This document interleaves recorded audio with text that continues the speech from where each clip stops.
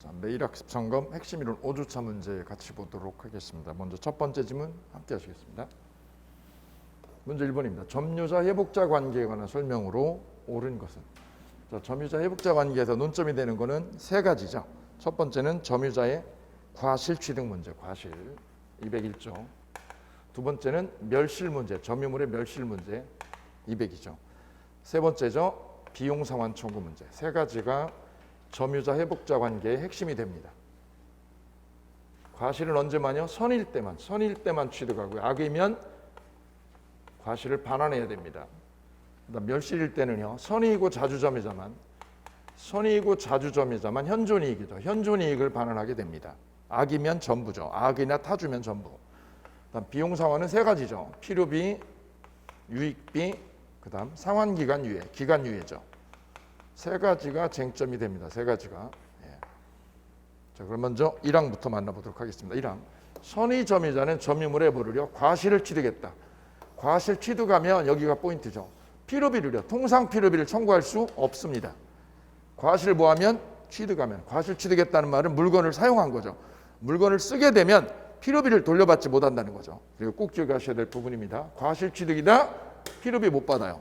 과실하고 필요비는 상계 처리하기 때문에. 두 번째, 이행 지체로 계약이 해제됐다. 여기가 포인트입니다.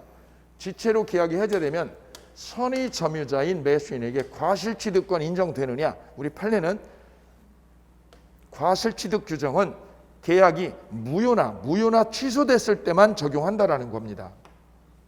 계약이 뭐가 됐을 때요? 무효로 되거나 취소일 때만 과실 취득, 선의 점유자의 과실 취득 규정이 인정된다.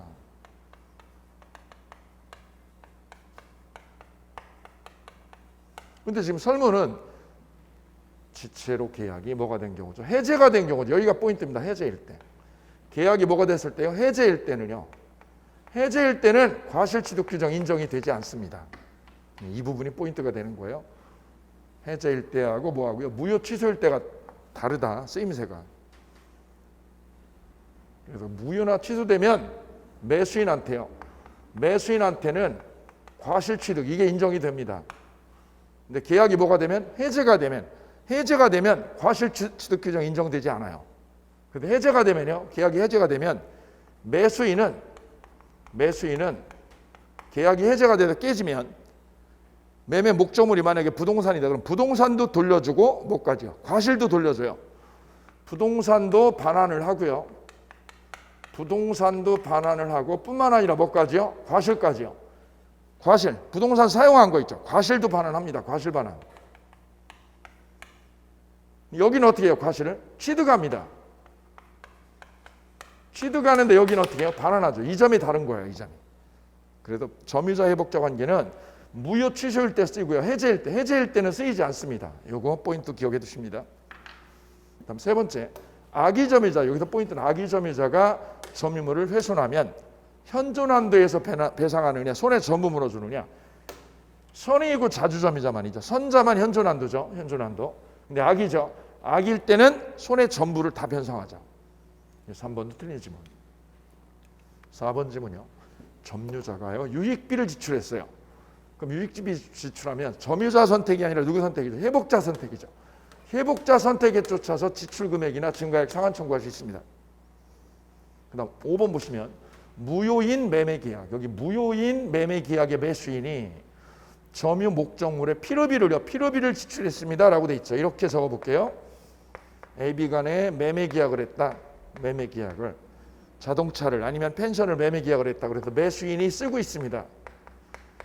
매수인이 부동산을 쓰고 있어요. 점유해서. 근데 계약이 뭐가 됐다는 거죠? 무효로 됐다. 이 계약이 무효다. 이 매수자는 소유자가 아니라 점유자가 되고요. 매도인은 돌려받는 회복자죠. 회복자. 그런데 문제는 매도인이 그 목적물을 제3자에게 뭐 해버렸어요? 양도를 했습니다. 양도했다. C한테 이렇게 양도했다. 그럼 얘가 지출한 비용, 점유자가 지출한 필요비죠. 이 비용은 누구로부터 돌려받느냐 이거죠. 회복 당시 소유자 C죠. C. 회복 당시 소유자인 C한테 이 비용을 돌려받게 됩니다. 따라서 점유자인 매수인은 누구한테요? 양수인한테 비용 상환 청구할 수 있다. 맞는 거죠. 여기서 양수인이 누구죠? 회복 당시 소유자입니다. 양수인은 누구? 회복 당시 소유자. 이 사람한테 비용을 빼달라고 할 수 있는 거죠.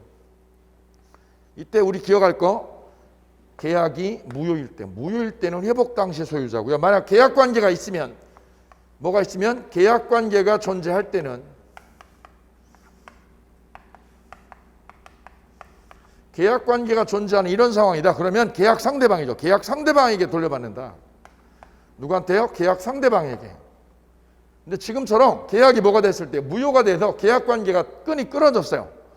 계약 관계 끈이 단절됐죠. 그러면 계약 관계가 부존재하죠. 계약 관계가 부존재한다. 언제요? 계약이 뭐가 될 때요? 무효나 취소가 될 때. 그럴 때는 누구한테요? 회복 당시요. 회복 당시 소유자에게 받습니다. C한테. 계약 관계 존재하면 누구한테요? A한테. 이렇게 상대방이요. 상대방이 법리에 따라서 이렇게 나눠지게 되는 거죠. 이 법리를 정리하는 거죠. 이 부분은. 작년 문제였는데 이 부분은 문제가 아주 괜찮게 구성된 문제라고 보여집니다. 1번은 5번 마킹하시면 되겠습니다. 자, 이어서 2번 주의토지 통행권에 관한 설명으로 옳은 것 보겠습니다. 24회 기출문제 1항 주의토지 통행권자는 담장과 같은 축조물이 통행에 뭐가 될 때요? 방해가 되었다. 통로에 방해가 되면 그거 철거시킬 수 있습니다. 1번 X. 이렇게 통행을 해요. 통행권자가 여기 남의 땅을 통로로 이용하는데 방해가 되는 거 철거할 수 있어요. 두 번째, 토지 분할로 무상통행권을 취득한 분할토지의 소유자가 이 무상통행권이라는 개념은 언제 작동하느냐면 이렇게요. 이 토지가 분할되었다. 이렇게 분할이 돼가지고 맹지가 돼버렸다 이거지. 이 땅이 맹지가 됐죠. 그러면 C는 맹지 소유자 C는 A 땅을 이렇게 무상으로 통행할 수 있거든요. 근데 이 무상통행권은 분할자끼리만 되고 주인이 바뀌었죠. 이렇게 승계인한테는 무상통행권을 주지 않아요. 그래서 양수인에게는 무상통행권이 인정되지 않습니다. 이래서 맞는 질문 되겠습니다. 그래서 정리하면 무상통행권은 누구끼리요? 분할자끼리만 됩니다. 주인 바뀌면 승계인한테까지 무상통행권은 법이 허용하지 않더라. 여기에 포인트 잡습니다. 양수인이라는 게 바로 승계인을 말합니다. 승계인에게는 무상통행권이 인정되지 않아요 라는 거 아주 유명한 판례. 3번 토지 용도에 필요한 통로가 이미 있다. 통로가 이미 있더라도 그 통로를 사용하는 것보다 더 뭐하다면 편리하다면 이라는 거죠. 더 편리하다고 해서 다른 장소로 통행할 권리 줘요 안 줘요? 인정하지 않습니다. 자, 이쪽으로요. 우회도로가 이렇게 있다. 우회도로가 있다면 이분은 불편하더라도 돌아갈 수밖에 없는 거죠. 이때 여기 쓰는 게 더 편하다. 돌아가는 것보다 여기가 편하다. 이거 가지고 통행권 주지 않는다는 의미. 네 번째 질문 보도록 하겠습니다. 기존에 통로가 있으면 그것이 당의 토지 이용에 부적합해요. 부적합하다. 부적합해서 충분한 기능을 못하고 있다. 그러면 통행권은 인정됩니다. 다섯 번째, 통행권은 일단 발생하면 나중에 토지에 접하는 공로가요. 이쪽으로 공로가 뻥 뚫려버렸다. 그러면 이 통행권은 어떻게 될까요? 없어집니다. 왜요? 이쪽으로 가면 되니까. 그래서 통행권 인정된다? 인정되지 않습니다. 그래서 정답 2번 이렇게 체킹하시면 되겠습니다. 이어서 3번 문제 보실까요? 갑이 을명의의 엑스토지에서 점유 취득 시효가 완성되었습니다. 누구 소유냐면 을소유죠. 을소유 토지에 대해서 갑이 취득 시효를 완성한 점유자입니다. 다음 중 옳지 않은 거를 모두 고르면 첫 번째 기억. 갑이 을에게 엑스토지의 소유권 이전 등기 청구를 했어요. 등기를 넘겨달라고 이렇게 청구를 했어요. 을이 그 토지를 병에게 뭐 한 경우? 처분했다. 여기 처분의 포인트 잡으시면 되겠죠. 이는 을이 자신의 소유권을 행사한 것이므로 을은 갑에게 불법행위 책임이요. 불법행위 책임을 지나야 안 지나요? 져야 되죠. 소유자가 이걸 처분했다. 제3자한테. 얘가 소송 걸었는데도 처분했다. 그럼 이는 불법행위다. 불법행위. 땅은 누가 차지하고요? 제3자가. 제3자가 땅은 차지해버리고 갑은 을한테 손해배상으로 불법행위 책임을 추궁하게 됩니다. 불법행위 책임 지지 않는다? 불법행위 책임 집니다. 오케이. 니은 갑이 아직 소유권 등기를 하지 않고 있던 중 병이 취득시효가 완성하기 전에 마친 병명의의 뭐에 기해서 가등기요. 가등기에 기하여 소유권 이전에 본등기를 했다. 본등기를. 자, 병 앞으로요. 병 앞으로 뭐가 있었던 거예요? 가등기가 있었던 거예요. 가등기. 그리고 가등기 권리자가 뭐를요? 본등기를 해버렸다. 본등기. 가등기에 기해서 본등기를 했다라는 말은 뭐를 가져간 거예요? 등기를 가져간 거예요. 본등기를. 소유권을 얘가 가져간 거죠.